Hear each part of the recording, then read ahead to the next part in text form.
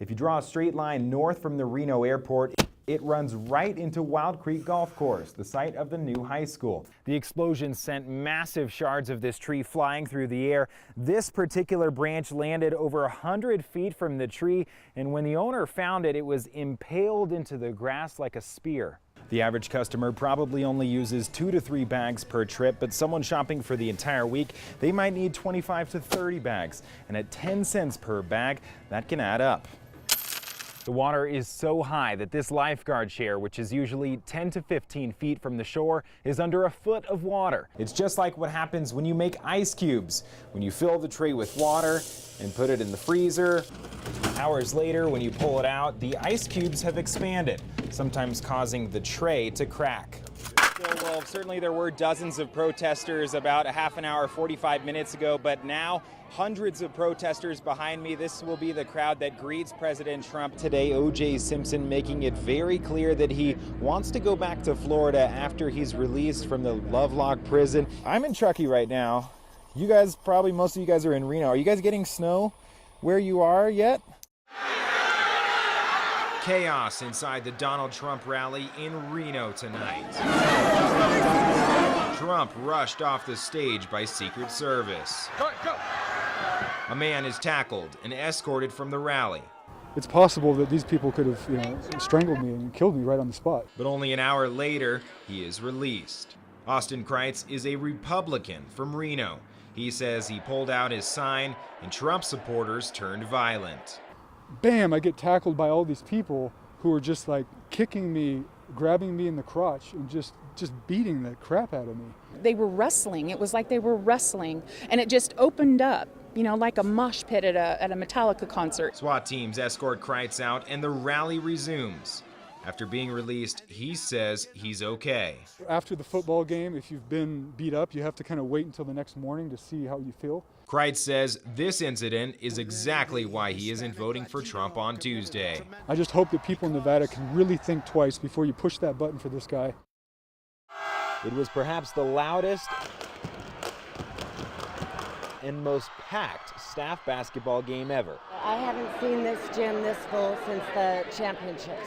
The game featured Douglas staff versus Carson staff, but was all about these 7 teenagers. We just want to make sure that they all get better and they all feel better soon. Some of the students still recovering in the hospital after a horrible car crash last Thursday.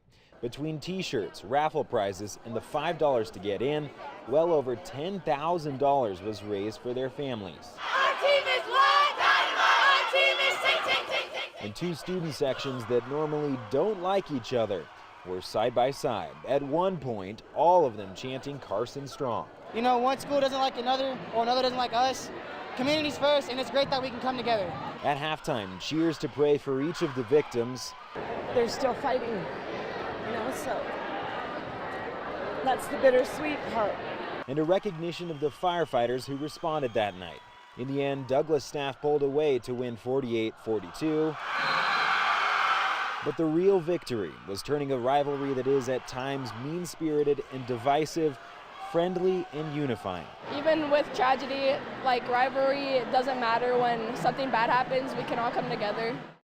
I think we're probably going to have to suffer through another night here. When I first encountered Bill Chamberlain, I'm going to have to move you a little bit.